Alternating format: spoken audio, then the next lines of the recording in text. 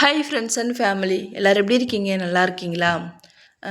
எங்கள் ஓனரோடைய அக்கா பசங்களுக்கு வந்து கல்யாணம் பண்ணாங்க. அங்கே தான் வந்து எங்கள் மேடம் எங்களை கூட்டிகிட்டு போயிருந்தாங்க. அங்கே போயிட்டு எப்படி இருந்தது, அங்கே கல்யாணம்லாம் எப்படி பண்ணுறாங்க என்னன்னு சொல்லிட்டு இந்த வீடியோவில் நான் உங்ககிட்ட ஷேர் பண்ணிக்கிறேன். இப்போ வந்து நம்ம ஊரில் இந்து முறைப்படி எப்படி கல்யாணம் பண்ணுவாங்க, பொண்ணு மாப்பிள்ளை பார்த்து அதுக்கப்புறமா நிச்சயதார்த்தம் பண்ணிவிட்டு அப்புறம் வந்து கல்யாணம் பண்ணி அதை பொண்ணு மாப்பிள்ளை ஒன்றா உட்கார வச்சு ஐயர் வந்து ஹோமம் இது பண்ணி தாலி கட்டுவாங்க. அப்படி தானே? இங்கே வந்து அரபு நாட்டில் முஸ்லீம் முறைப்படி இவங்களோட இதுபடி எப்படி பண்ணுவாங்க அப்படின்னா,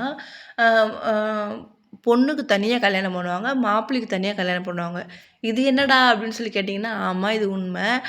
இப்போ நாங்கள் வந்து மாப்பிள்ளை கல்யாணத்துக்கு தான் வந்திருக்கிறோம். எப்படின்னா, எங்கள் ஓனரோடைய அக்காவுக்கு வந்து 3 பசங்களுக்குமே, அதாவது அவங்களுக்கு 3 ஆம்பளை பசங்க, 3 ஆம்பளை பசங்களுக்குமே ஒட்டுக்கா ஒரே நாளில் கல்யாணம் வச்சுருக்காங்க. இங்கே வந்து அரபு நாட்டில் வந்து அந்த மாதிரி, நம்ம ஊரில் கூட அது மாதிரி பல கல்யாணம் பண்ணுவாங்க. அதாவது 2 பேர் இருந்தால் ஒரே டைமில் கல்யாணம் பண்ணுவாங்க.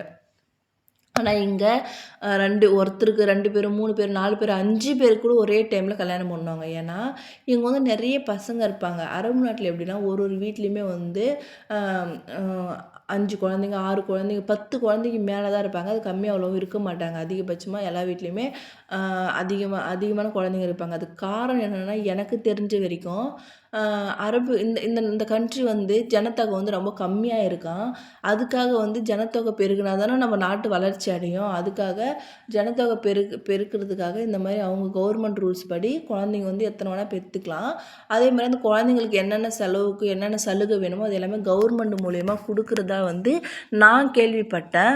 இது வந்து உண்மையா இல்லை நான் சொல்கிறது அப்படிலாம் இல்லைம்மா அப்படின்னா, யாராச்சும் வெளிநாட்டில் என்ன மாதிரி வேலை செய்கிறவங்களுக்கு இல்லை தெரிஞ்சவங்க யாராச்சும் வீடியோ பார்த்தீங்கன்னா மறக்காமல் கமெண்ட் பண்ணுங்கள். ஆனால் எனக்கு தெரிஞ்ச வரைக்கும் இதுதான்.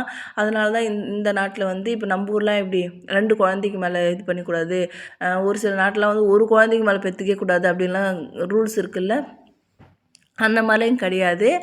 அதனால தான் வந்து நிறைய பசங்க இருக்கிறதால கல்யாணம் பண்ணாங்கன்னா என்ன பண்ணுவாங்கன்னா, எல்லாத்துக்கும் சேர்த்து ஒரே டைமில் வந்து கல்யாணம் பண்ணுவாங்க.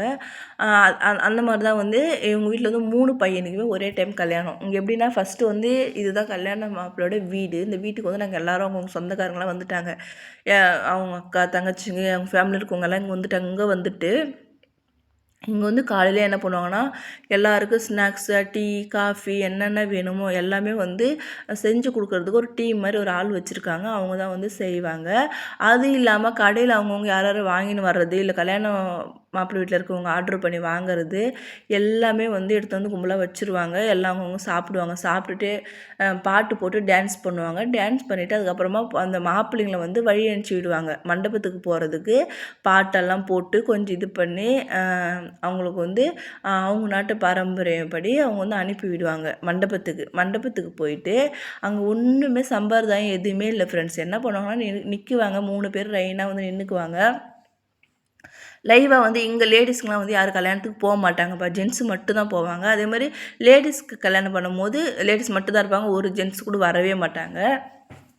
அந்த மாதிரி தான் இங்கே வந்து மாப்பிள்ளை வந்து போனதுக்கப்புறம் இங்கே வந்து லைவாக டிவி வந்து அங்கே என்னென்ன பண்ணுறாங்க லைவாக டிவி ஓடும். இவங்க டிவியில் உட்காந்து பார்த்துன்னு இவங்க இந்த ஸ்நாக்ஸ்லாம் சாப்பிட்டுன்னு உட்காந்து பார்த்துன்னு இருக்கிற வேலை தான் இவங்களுக்கு. அப்புறம் அவங்க வரவங்க எல்லாமே அந்த சொந்தக்காரங்களாம் வருவாங்களோ அவங்க எல்லாமே வந்து என்ன பண்ணுவாங்கன்னா மாப்பிள்ளைங்களுக்கு வந்து சலாம் சொல்லிவிட்டு போவாங்க. இவ்வளோ தான் ஃப்ரெண்ட்ஸ், கல்யாணம் முடிஞ்சிடுச்சு. அப்புறம் இங்கே இருக்கிறவங்க அங்கேயுமே சாப்பாடு தனியாக ஆர்டர் பண்ணி அங்கே அவங்க சாப்பிட்டுக்குவாங்க. இங்கே லேடிஸுங்களாம் இவங்க தனியாக சாப்பாடு ஆர்டர் பண்ணி இங்கே வந்து என்னென்ன வேணுமோ வச்சு சாப்பிட்டுக்குவாங்க. இப்படி தான் ஃப்ரெண்ட்ஸ், ரொம்ப சிம்பிள் இங்கே வந்து கல்யாணம். இந்த வீடியோ உங்களுக்கு பிடிச்சிருந்தா லைக் பண்ணுங்கள், சேனல் சப்ஸ்கிரைப் பண்ணுங்கள். பாய்.